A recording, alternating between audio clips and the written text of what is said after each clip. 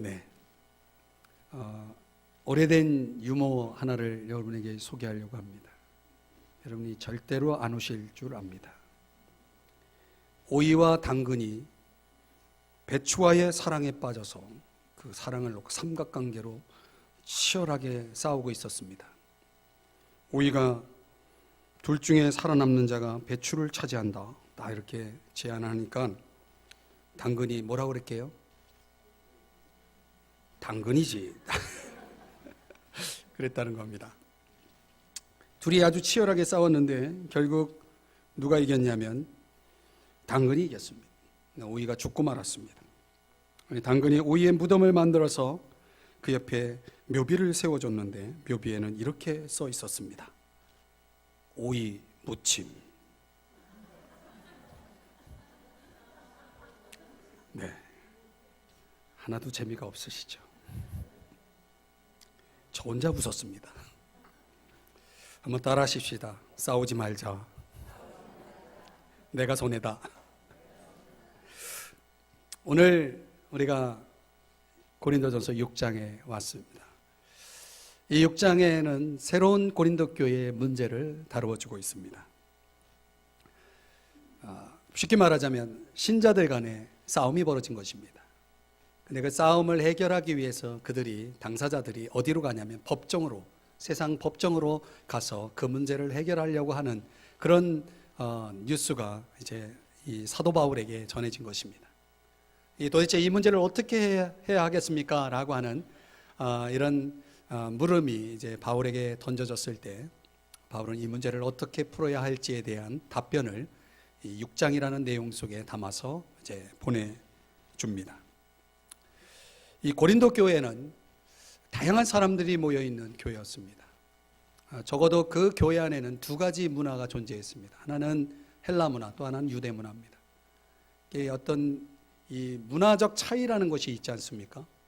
헬라 사람들은 어떤 사소한 문제라도 문제가 발생이 되면 그 문제를 법정으로 가져가서 해결하는 문화가 있습니다. 그런 문화입니다. 근데 유대인들은, 그 유대 문화는 어떤 문제가 생기면 원로에게 찾아가서 좀 지도자죠, 영적인 지도자, 그 공동체의 지도자에게 찾아가서 자문을 구하고 고견을 듣고 문제를 해결하는, 말 그대로 가족 안에서 문제를 풀어가는 그런 문화를 가지고 있는 사람들입니다. 어쩌면 오늘 이 6장에 소개되고 있는 이 문제는 이 고린도 교회 안에 헬라적 문화를 가지고 있는 사람들 간에 벌어진 문제가 아닐까라는 생각을 해봅니다. 근데 우리 사회는, 저와 여러분이 지금 접하고 있는 우리 사회는 유대 문화가 아니라 헬라 문화입니다. 그래서 우리 사회가 고소 고발 사건이 얼마나 많은지 모릅니다. 제가 숫자 데이터를 여러분에게 제시하지 않지만 굉장히 많다고 그래요. 그냥 별별 문제가 다 고발 고소 문제고 해서 아주 그 법정에서 일하시는 분들이 굉장히 바쁘게 일을 한다고 합니다. 자, 만약에 여러분들 이 고린도 교회가 가지고 있는 문제는 성도와 성도 간의 문제입니다. 신자와 신자 간에 벌어진 문제입니다. 그러니까 구체적으로 어떤 문제였는지는 바울이 밝히고 있지 않지만 중요한 것은 그런 갈등, 그런 불화가, 그 성도와 성도 간에 벌어진 그런 불화가 어떻게 해결되어지는 것이 하나님이 원하시고 또 성경이 원하는 그런 바람직한 대안인가라고 하는 것을 우리가 함께 생각해 보려고 합니다. 이렇게 보면 성도와 좋은 관계를 가지고 있는 분들이라면 오늘 본문이 크게 이렇게 와닿지 않을 수 있죠. 저는 좀 좁은 의미 속에서는 우리 가족 간에 또 우리가 이 혈연 관계 속에서 가족 안에도 이런 문제가 충분히 발생할 수 있다라고 생각이 됩니다. 얼마 전 그 뉴스 보도에 그 한 모 대기업에 왕자의 난이 있었지요. 그런 문제들이 그렇게 큰 집안만 있는 것이 아니고 또 평상시에 우리가 살아가는 일상 속에서도 우리가 경험할 수 있는 그런 문제라고 생각됩니다. 자, 그래서 오늘의 물음은 이런 문제에 대해서 바울이 어떤 처방을 내려주고 있느냐라고 하는 것입니다. 7절 말씀 우리가 같이 읽었는데요. 본문의 말씀을 다시 들여다보시면 이렇게 표현하고 있습니다. 차라리라는 단어가 2번 등장합니다. 차라리. 뭐 하는 것이 낫다? 당하는 것이 낫다. 또 차라리 속는 것이 낫다. 이게 무슨 말이냐면 한마디로 얘기하면 손해를 보라는 얘기입니다. 이런 어떤 불화의 문제, 갈등의 문제 속에서 우리 그리스도인들이 보여주어야 할 태도는 손해를 보는 태도라는 것입니다. 칼 메닝거라고 하는 심리학자가 말하기를 우리 인생은 2가지로 결정난다고 했습니다. 하나는 태도, 다른 하나는 선택입니다. 우리가 어떤 태도를 가지고 살아가느냐, 어떤 선택을 하며 살아가느냐가 우리 인생의 퍼즐을, 우리 인생의 완성된 그림을 결정한다는 것이죠. 자, 그런 차원에서 바울이 우리 신자들은, 저와 여러분은 이런 태도를 가지라라고 말하는 것입니다. 차라리 손해를 봐라. 또 왜 이런 태도를 가져야 하느냐라고 하는 이유가 궁금해지죠. 오늘 본문에서는 크게 3가지를 제시해 줍니다. 첫째로, 형제 관계이기 때문에, 우린 서로 가족이기 때문이다라고 말합니다. 8절을 보시면, 오늘 성경 8절의 끝에 부분을 보면 그는 너희 형제로다라고 바울이 이야기합니다. 여기서 말하는 형제는 혈연 관계는 아닌 것 같아요. 성도와 성도 간의 관계를 형제 관계라고 부릅니다. 이거는 하나님을 아버지라 부르는 형제라는 거죠. 즉 가족 관계를 강조합니다. 그것이 혈연이든 아니면 영적인 차원이든 간에 가족이라는 것을 우리가 잊지 말아야 된다. 우리가 어떤 갈등을 겪을 때 상대가 누구냐라는 것이 굉장히 중요합니다. 상대가 남이라고 생각하면 우리는 더 이상 인간이길 포기할 경우가 많이 있습니다. 근데 상대가 가족이라 생각하면 우리의 태도는 완전히 달라집니다. 한 가정 안에서 문제는 잃어도 얻어도 손해 볼 것이 없습니다. 내가 손해를 보면 내 동생이 이익을 얻는 것이고, 내가 이익을 보면 내 동생이 손해를 보는 겁니다. 어떤 게 나아요?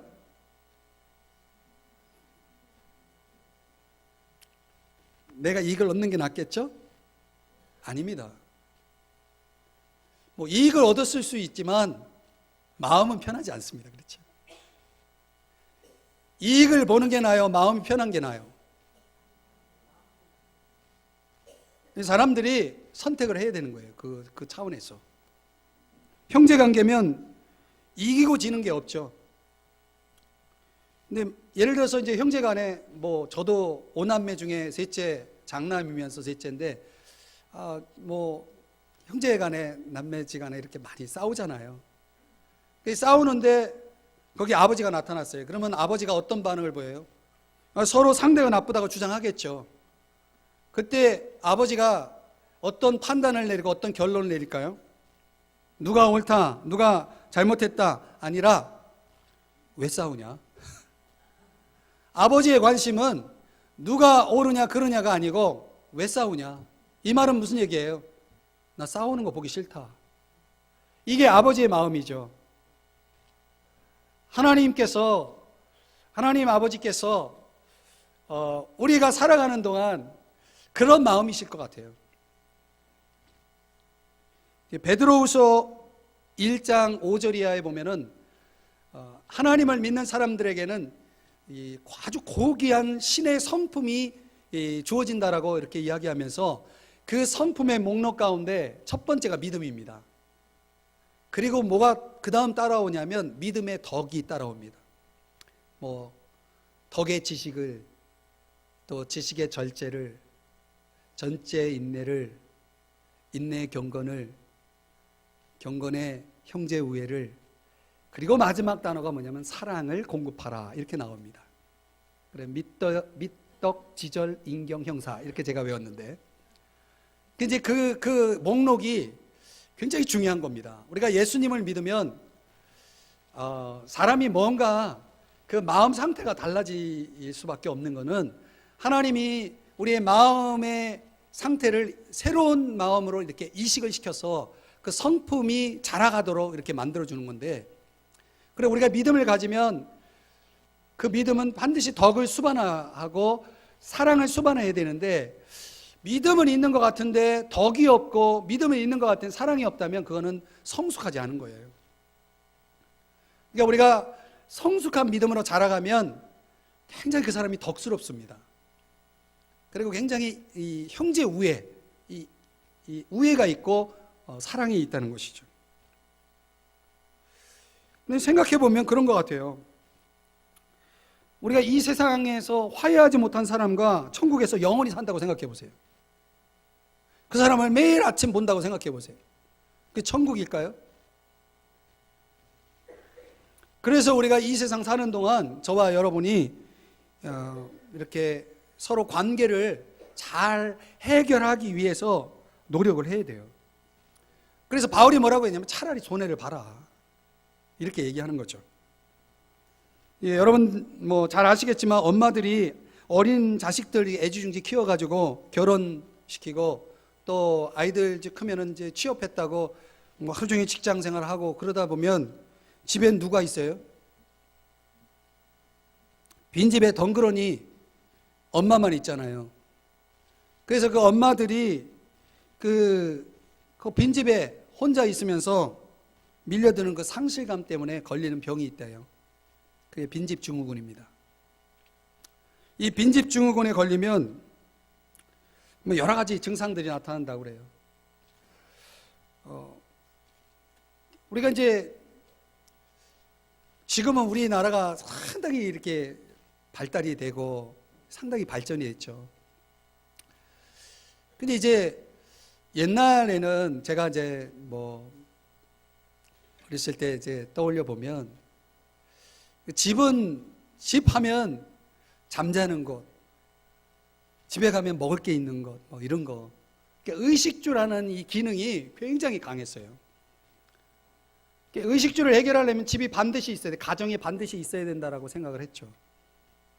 근데 오늘날 지금 현대 이 시대는 의식주 기능이 가정의 주된 기능이 아닙니다. 물론 그게 굉장히 필요하겠고 본질이고 중요하지만요, 기초지만은 지금의 가정의 기능은 의식주가 해결되어도 그 가정이 가정이 아닐 수가 있어요. 가정이 가정이기 위해서는 현대사회는 애정의 기능이 회복이 돼야 된다라고 말합니다. 사람이 밥을 먹어서 사는 게 아니고 이제는 사랑을 먹어야 사는 시대가 된 거예요. 아멘이십니까? 사례 연구해 보면은 우리나라도 그렇고 세계적으로도 그렇고 사망률 1위가 심장병이래요. 근데 이 심장병이 왜 걸리느냐? 여러 가지 원인이 있는데 그 중에 1위가 뭐냐면 분노 조절을 못해서, 분노를 조절을 못해서. 심장이요, 심장은 터지지 않는데요. 왜냐하면 고무풍선처럼 아주 좋은 고무풍선처럼 돼 있어가지고 이렇게 이런 심장만 이렇게 따로 떼어놓으면 심장이 혼자서 이렇게 뛰고 그런데요. 뭐 저는 이제 의학적인 지식이 없는 사람이라서 설명을 잘 못하지만 그렇습니다. 근데 이 심장이 터진다는 말이 뭐냐면 심장을 둘러싸고 있는 동맥이 이렇게 터져서 괴사하는 그런 일이 벌어진다는 게 이게 심장병이죠. 요즘 심장 질환을 겪고 있는 분들 뭐 다 아실 겁니다. 근데 이 심장병을 다른 말로 현대적인 용어로 주차장 증후군이다라고 이야기한다고 합니다.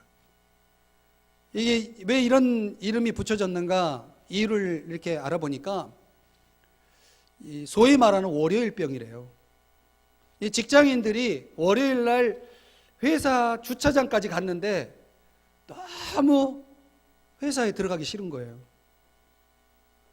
그래서 그 스트레스를 차 안에서 막 끌어안고 있다가 거기서 심장에 문제가 생겨가지고 죽는 그런 사례가 있어서 주차장 증후군이라고 하는 이야기를 하더라고요.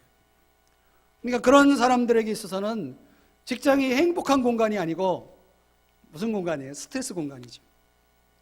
이런 반대로 생각하면 여러분 집이 그런 공간이라고 생각해 보면 이게 얼마나 참 불행한 것입니까? 그렇죠? 집에 들어가기 싫은 거예요. 스트레스 받아서. 이러면 안 되는 거죠. 제가 여러분에게 사진을 하나 좀 보여드리겠는데, 여러분이 존경하는 분이고 저도 참 좋아하는 분입니다. 저분입니다. 자, 저분 이름 아시죠? 프란치스코 교황인데, 저분 참 존경할 만한 분이에요.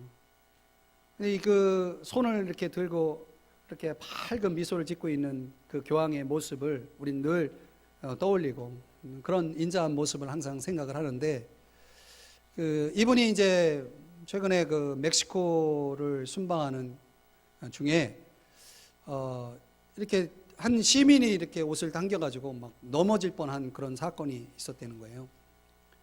근데 그 순간에 저렇게 인자한 미소 짓는 교황의 얼굴이 완전히 환한 얼굴로 바뀌어가지고 아주 호통을 치는 내용이 매스컴을 탄 거예요. 보도가 된 겁니다. 그 순방 장면이 쫙. 제가 이 동영상을 캡처한 건데, 저것 때문에 전 세계 교황에 대한 이 판타스틱한 나름대로의 어떤 마음을 가지고 있는, 저 사건 하나가 모든 걸 의미하는 건 아니지만 굉장히 그렇게 좋은 이미지를 가지고 있었던 분이 저 한 번에 보도된 행위가 이 교황의 이미지를 실추시켰다라고 하는 그런 자료를 보게 되었습니다. 이게 100번 잘하고 한 번 못했는데 그 한 번 가지고 내 이미지가 결정난다면 이거 얼마나 참 억울한 거예요. 그죠? 여러분 잘 아는 미 대선 주자인 힐러리 클린턴, 그분이 1위를 달리고 있다가 한 반대 유권자하고 아주 유권자를 향해서 화내는 모습이 한번 보도됐다고 합니다. 근데 그 보도된 직후 그 경쟁자인 샌더스에게 2주 동안 2위로 밀려가지고 위기를 이렇게 맞았던 그런 시간이 있었다고 그래요. 지금은 뭐 다시 회복이 됐지만, 그래도 이런 공인들이 말이죠, 이제 그런 거 한번 보도되면 그 많은 전문가 그리고 굉장히 높은 지위에 있는 사람들은 그 한 번의 행위가 치명적인 거예요. 어느 아버지 이야기인데, 이 아들이 이제 결혼해가지고 신혼여행을 다녀왔어요. 신혼여행을 다녀왔는데, 신혼여행 다녀와서 이 며느리가 이제 와서 하는 말이, 아버지의 그 좋지 않은 두 가지를 이제 아들한테 듣고서 아버지 이러셨다며요. 뭐 이런 식으로 얘기를 들은 거예요. 이분이 이제 상담을 받으면서 이 아버지가 뭐라고 그 상담하는 분한테, 상담가한테 얘기하냐면, 인간이 뭐냐고, 살맛이 안 난다고 그렇게 얘기했다는 거예요. 이 아버지가. 왜 그러냐면, 모든 아버지들에게는 그런 기대, 환상이 있대요. 뭐냐면 고상한 노년을 보내고 싶은. 근데 이제 이 며느리가, 신혼여행 다녀온 며느리가 하는 말이 아버지에 대한 좋지 않은 이미지 두 가지.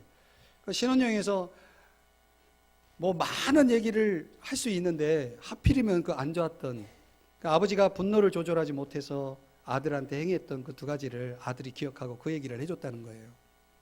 아버지가 살맛이 안 난다고 상담을 받으러 왔다는 이야기를 제가 이제 듣게 되었어요.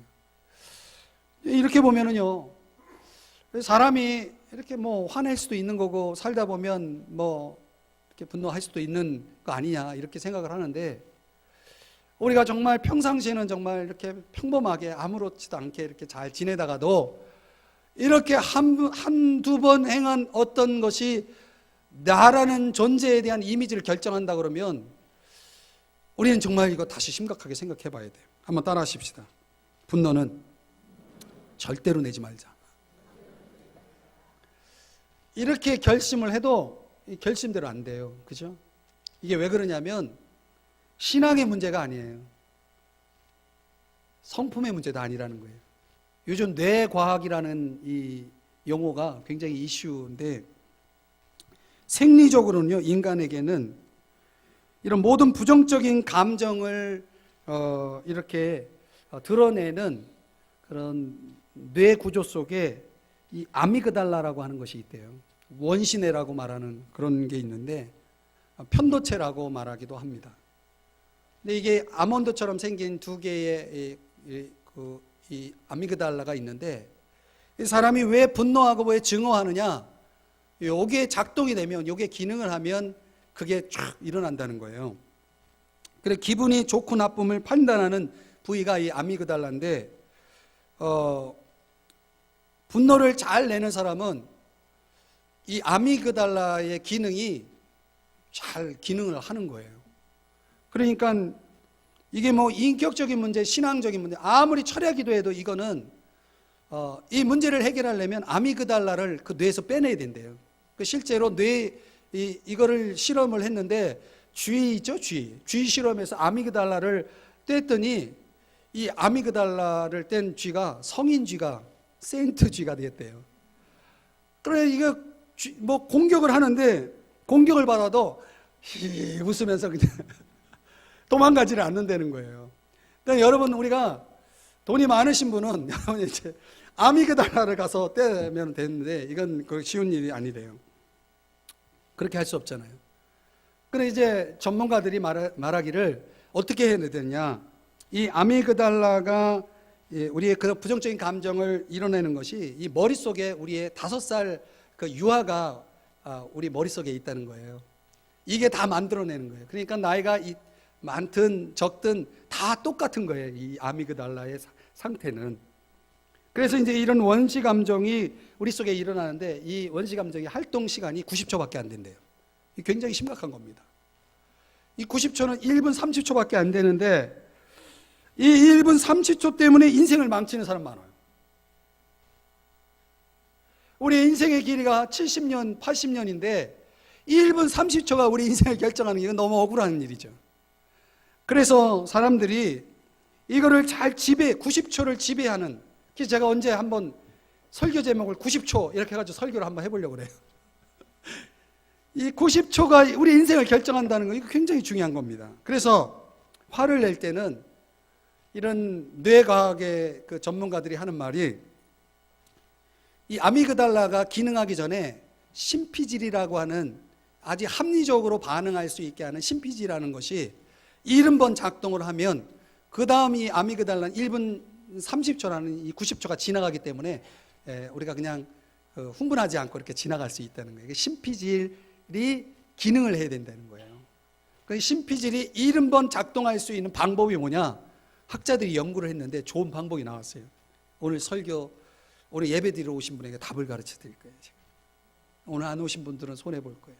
이 심피질이 70번 작동하기 위해서 어떻게 하면 좋으냐? 무슨 신약을 먹어야 되냐? 그게 아니고 요걸 했더니 공통적으로 사람들이 그 심피질이 7번 뛰게 만들다라는 거예요.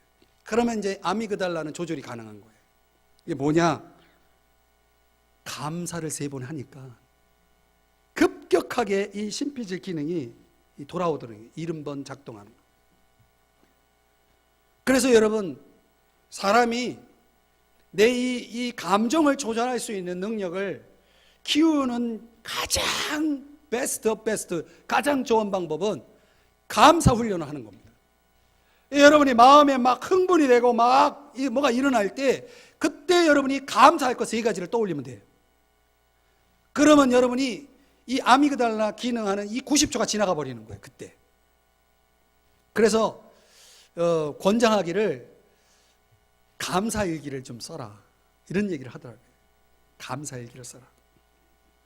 근데 그거보다 더 좋은 게 있어요. 더 좋은 약이 있는데 데살로니가전서 5장 17절에 보면 한번 따라 하십시다. 범사에 감사하라. 여러분이 이 말씀을 가지고 살면 돼요. 범사에 감사하라.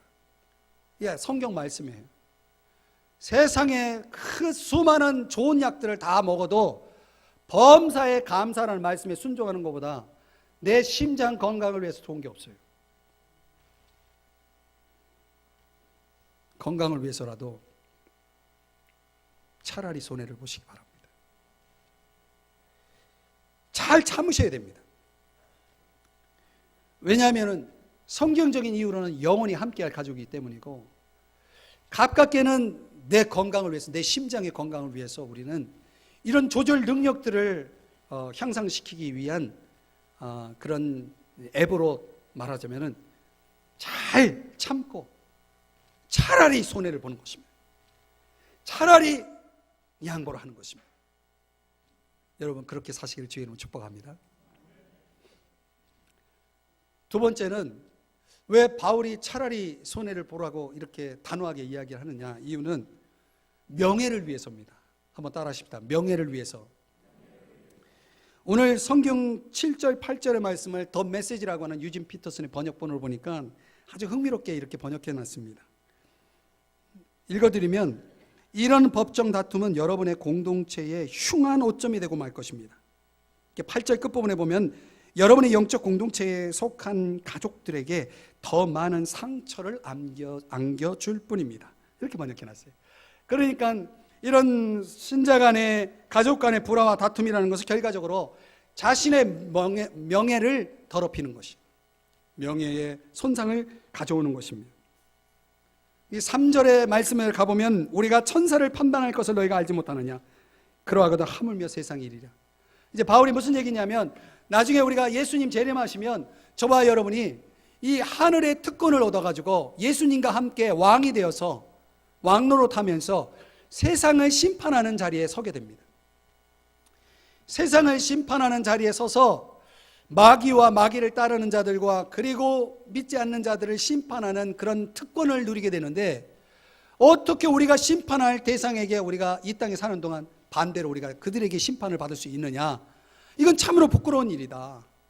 하늘의 특권으로 놓고 보면은 이 세상에서 겪는 일들은 너무나 아무것도 아니다. 한번 따라 하십시다. 아무것도 아니다.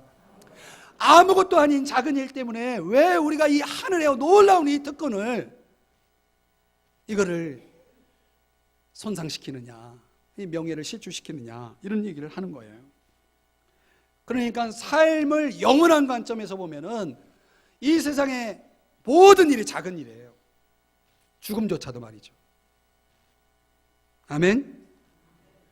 그래서 바울이 5절에서 하도 답답해서 너희들에게 지혜 있는 자가 이렇게 하나도 없냐, 이렇게 탄식을 하고 있어요. 여러분, 세상에 사는 동안 우리가 적어도 하나님의 자녀로서, 또 여러분 개인적으로 여러분의 가정을 위해서라도 부끄럽지 않도록 살아야 됩니다.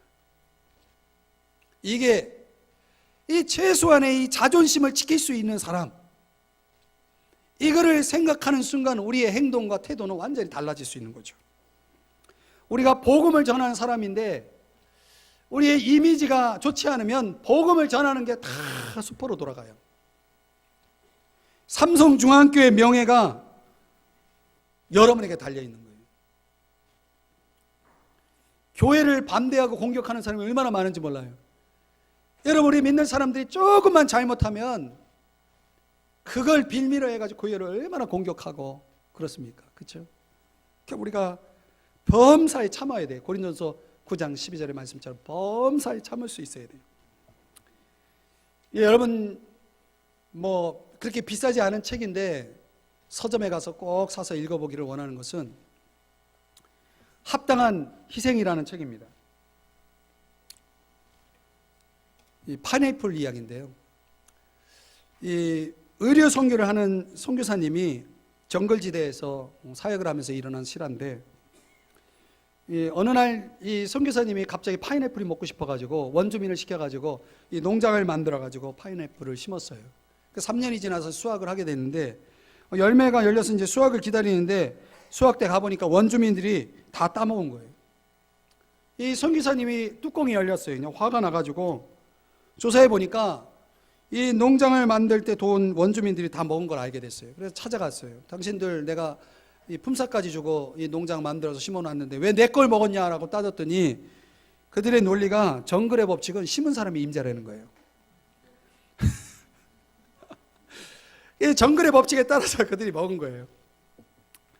하도 기가 막혀가지고 이 의료 선교를 하는 이 선교사님이 병원문을 닫기도 하고, 이 반반씩 먹읍시다 이 협상도 하고, 개를 갖다 놓기도 하고, 뭐 별별 방법을 다 동원해도 이 원주민들을 막아낼 길이 없어요. 왜냐하면 정글의 법칙이기 때문에. 그래 이제 너무 상처를 받고 이 선교사님이 이제 안식년이 돼가지고 미국으로 와서 강의를 듣는데 그 강사님이 하는 얘기가 이 얘기예요. 다 하나님의 거라고. 내 것도 없고 다 하나님의 거라고. 이 순간 이제 그 선교지의 이 사건이 이제 생각이 나면서 선교사님이 파인애플 농장이 내 게 아니었구나. 내가 내 것도 아닌데 다른 사람 먹었다고 내가 왜 그걸 흥분했지. 그러고서 이제 깨닫고 선교지로 다시 돌아가서 파인애플 농장을 심었어요. 예, 수확이 됐어요. 수확대가 됐어요. 가봤더니 어떻게 됐을까요? 또 원주민들이 다 따먹었죠. 근데 이 선교사님이 화를 내지 않는 거예요. 흥분하지 않는 거예요. 이제 평상시 같으면 선교사님이 달려와야 되는데 달려오지 않으니까 이 원주민들이 이상하게 생각하는 거예요. 왠지 불안해. 그래서 이제 선교사님을 찾아가가지고 도대체 어떻게 된 건지 이유를 물었더니 선교사님 하는 얘기가 내가 이 파인애플 농장을 다 어떤 분에게 드렸어. 어떤 분에게 드려서 나 걱정이 없다고. 그런 식으로 이제 답을 하는 거예요. 그러니까 이제 원주민들이 그 선교사님 쳐다보면서 이렇게 말하는 거예요. 이제야 크리스찬이 되셨군요. 이제야 크리스찬이 되셨군요. 이러는 거예요. 그래서 또 그러면서 이 원주민들이 걱정이 되는 거예요. 그 어떤 분이 누굴까 궁금해졌어요. 어떤 분이 누구냐 그랬더니 선교사님이 당연히 창조주 하나님 앞에 주인이신 하나님께 드렸다고. 이제 그때부터 원주민들이 심각해지는 거예요. 왜냐하면 선교사님의 이 파인애플 농장에서 그 파인애플을 따먹은 게 아니고 하나님의 농장에서 따먹은 거기 때문에 하나님과 도둑질을 한 거잖아요. 이 원주민들이 낚시질 하다가 고기가 안 잡히거나 사냥하다가 뭐 발을 삐걱하거나 그러면 이제 하나님과 도둑질 해가지고 이 모양이 된다고 그런 생각하면서 이제 막 그런 생각이 드는 거예요. 그래가지고 선교사님을 찾아가가지고 우리가 선교사님께 이게 다 드릴 테니까 선교사님 드시라고 그리고 안 먹겠다고 그러는 거예요. 그래서 선교사님이 아니라고 이거 다 하나님 거니까 우리 같이 먹자고. 그리하여 선교사님과 원주민들이 파인애플을 잘 먹었다는 이야기예요. 여러분 이 파인애플 이야기가 우리에게 아주 큰 메시지를 던져줍니다. 이 파인애플 때문에 목숨 걸고 싸우고 이 파인애플을 지키려고 했을 때 이 선교사님이 행복하지 않았어요. 스트레스 받았고. 근데 이 하나님의 관점에서 딱 자기 것을 내려놓으니까 그때부터 기적이 일어났죠. 행복이 시작됐다는 거예요.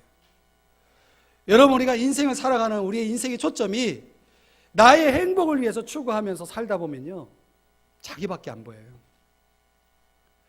뭐든지 내가 원하는 것을 이루어야 행복하다고 생각하는데 천만의 말씀이에요. 내 것을 내려놓으니까 이 선교사님이 행복했고 그리고 그 선교지에 기적이 일어나기 시작했어요. 이게 바로 우리 인생을 살아가는 지혜입니다. 복음을 위해서 내 명예와 내 가정과 우리 교회의 명예를 위해서 우리 믿는 사람의 명예를 위해서 차라리 손해를 보라. 희생하라. 이건 진리 중에 진리입니다. 이렇게 하면은 이 영혼의 관점에서 보면 모든 게 다 작은 일이니까 큰 것을 위해서 작은 것을 내려놓는 건 이건 지혜입니다. 바보가 아니에요. 그래서 소위 우리 믿는 사람들을 가르쳐서 뭐라고 얘기냐면 한번 따라 하십시다. 거룩한 바보. 이 세상적인 방법으로는 계산이 안 되는 삶의 방식을 가지고 살아가는 사람이 되는 것입니다. 큰 것을 위해서 작은 건 내려놓고 양보하고서 손해보면서 큰 그림을 가지고 살아가는 삶이 되는 것입니다. 여러분 모두가 그렇게 살아가시기를 주의 이름으로 축복합니다. 이 바울이 왜 이렇게 손해를 보면서 살라고 이렇게 단호하게 이야기하느냐? 마지막으로 세 번째 이유는 최후의 승리를 위해서입니다. 한번 따라 하십시다. 최후의 승리. 오늘 7절의 말씀을 현대어 성경이라는 다른 번역으로 보니 또 이렇게 흥미롭게 번역이 되어 있습니다. 도대체 이렇게 서로 고소하는 것 자체가 그리스도인인 여러분에게는 이미 패배인 줄을 왜 모릅니까? 번역이 너무 이 본문의 의미를 잘 살려서 번역을 해 주었어요. 그러니까 처음 동기가 어쨌든 간에 잘했든 잘못했든 그 문제를 해결하지 못하고 법정까지 간 것은 모두 그 두 사람 다 뭐 한 거예요? 다 패배한 거예요. 이 하나님의 안목으로 보면 두 사람은 다 패자입니다. 여러분, 부부 싸움을 하면 누가 이겨요? 웃지 마시고 대답을 해보세요. 부부 싸움을 하면 누가 이기는 겁니까? 부부 싸움에는 승자가 없습니다. 그 싸움 자체가 다 패자를 증명해 주는 거예요. 그러나 싸움을 극복하면 두 사람이 다 승자가 되는 겁니다. 여러분, 승리자가 되시길 바랍니다. 이 톨스토이 단편 소설의 촛불이라는 그 작품을 여러분이 보신 분이 있으실 텐데, 이제 이걸 보면은 참 많은 생각을 하게 하는 것 같아요. 그 러시아 그 농노 시절, 그 시절에 일어난 이야기 아닙니까? 이 악독한 지주들이 그 농노들을 농부들을 이렇게 괴롭히고 아주 혹독하게 다루고 있을 때, 그때 그 지주가 임명한 그 관리인 마름 중에 아주 악독한 사람이 있었어요. 농노들을 계속 괴롭히고 힘들게 하고 이러니까 농노들이 모여가지고 회의를 해가지고 저 사람 죽이자고 하는데, 그 중에 한 사람이 반대를 하죠. 표토르 미헤예프라고 하는 사람이 반대를 하면서 그가 한 말을 일부만 읽어드리면 이런 말을 해요. 하나님은 누가 죄인인지 다 알고 계시네. 우린 그저 하나님만 잊지 않으면 되는 거야. 내가 이렇게 말하는 건 내 생각만 고집하는 게 아닐세. 만일 악을 없애는데 악을 써도 괜찮다면 하나님은 우리에게 그와 같은 본을 보여주실 테지. 하지만 그렇지 않기 때문에 다른 방법을 가르쳐 주신 거야. 악을 악으로 없앤다면 그건 반드시 되돌아오네. 사람을 죽이는 건 옳지 않아. 뭐 이런 이야기를 하면서 거기에 동조하지 않습니다. 그러니까 다른 사람들이 이제 부활절 날이 돼가지고 그 축제의 날에도 일부러 일을 만들어가지고 혹독하게 다루는 그 관리자를 향해서 일하면서 농노들이 막 저주를 퍼붓는 거예요. 근데 이 표트르 미예프는 저주하기는커녕 막 찬송을 부르면서 이 초를 켜놓고, 근데 바람이 불어도 초가 꺼지지 않아요. 그래서 제목이 촛불인지 모르겠어요. 꺼지지 않는 촛불. 촛불이 꺼지지 않으면서 거기서 찬송을 부르면서 일을 합니다. 근데 그 농노들의 그 상황을 보고하는 반장이 그 얘기를 그 관리인에게 가서 해주자, 이제 아주 극적인, 제가 볼 때는 이 장면이 가장 극적인데, 이야기를 들은 그 관리인이 자기 침실로 들어가서 이불을 뒤집어 쓰고 계속해서 이렇게 중얼거려요. 그가 이겼어. 그가 이겼어. 누가 이겼습니까? 관리인이 이겼습니까? 그 혹독한 지독하게 악랄한 관리인이 이겼습니까? 아니에요. 그 표트르 미예예프가 이긴 것입니다. 그러니까 우리가 결국은 그 관리인이 그 표트르 미예예프를 만나러 가다가 지나가는 돼지에 놀라가지고 말이 막 날뛰니까 그 말에 떨어져서 죽어요. 결국 이 단편 소설 촛불에서 던지는 어떤 메시지가 있어요. 악을 악으로 갚는 것은 결코 옳지 않다라고 하는 얘기고, 중요한 것은 우리가 얼마든지 악을 선으로 이길 수 있다라고 하는 가능성을 보여주는 것입니다. 이게 그리스도인의 참된 승리인 것입니다. 이겨도 이긴 것이 아니고 저도 진 것이 아닐 수 있다는 거 하는 것을 오늘 이 촛불이라는 단편 소설을 통해서 우리에게 전해주는 거죠. 제가 지난주 월요일부터 금요일까지 그 행복학에 대한 공부를 하고 왔어요. 제가 이제 강의를 들으면서 거기서 소개하는 그 자료가 있어서 행복지수를 검사를 했는데, 행복지수 100을 기준으로 해서 호주 사람들은 전 세계에서 행복지수가 가장 높은 나라가 호주래요, 지금. 근데 그 호주 사람들의 행복지수가 평균적으로 75점이 나왔어요. 70에서 75점.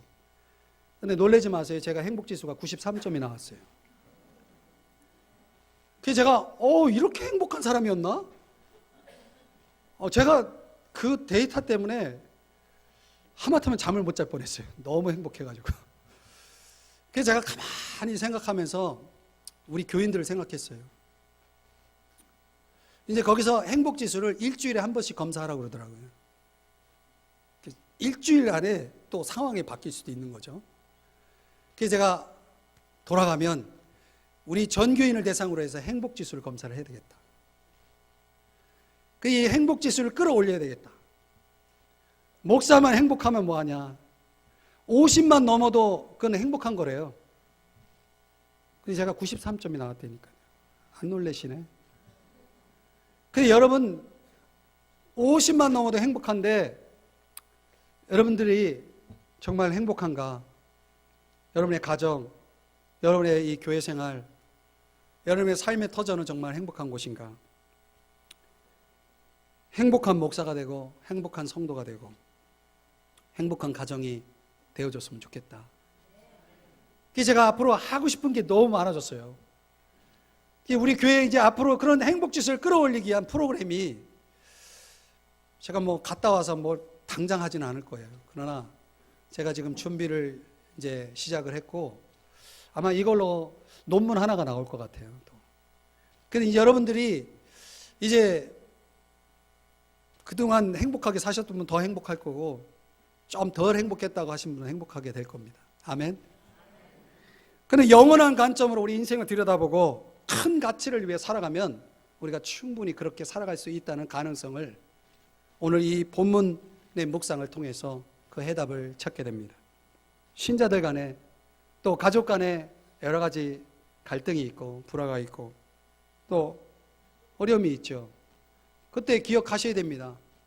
우리의 태도와 선택이 내 삶을 결정하고 우리의 가정을 결정하고 우리 공동체를 결정하고 더 나아가서 우리 인생 전체를 결정한다는 것을 기억하셔야 됩니다.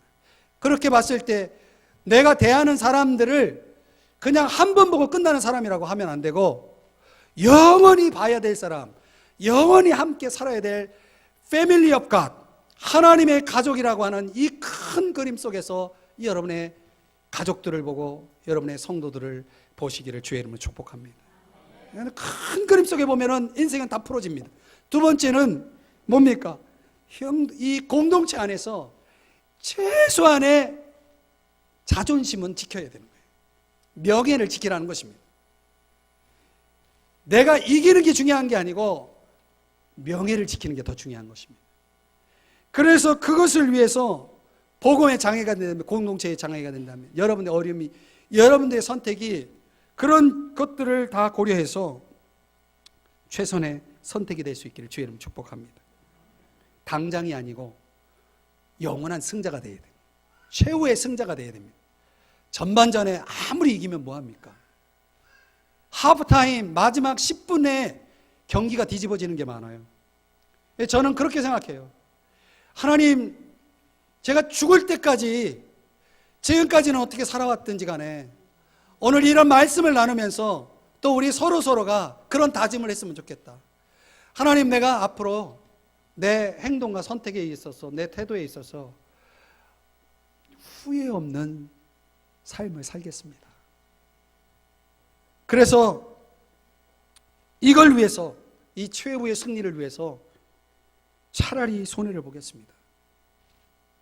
차라리 양보하겠습니다. 지금은 손해고 지금은 양보지만 궁극적으로 하나님 책임져 주시고 하나님이 그 사람의 인생을 세워주실 거라는, 그래서 영원한 하늘나라의 승자가 될 것이라는 이 확신을 가지고 살겠습니다. 이렇게 여러분들이 살아갈 수 있기를 예수님의 이름으로 축복합니다. 기도하시겠습니다.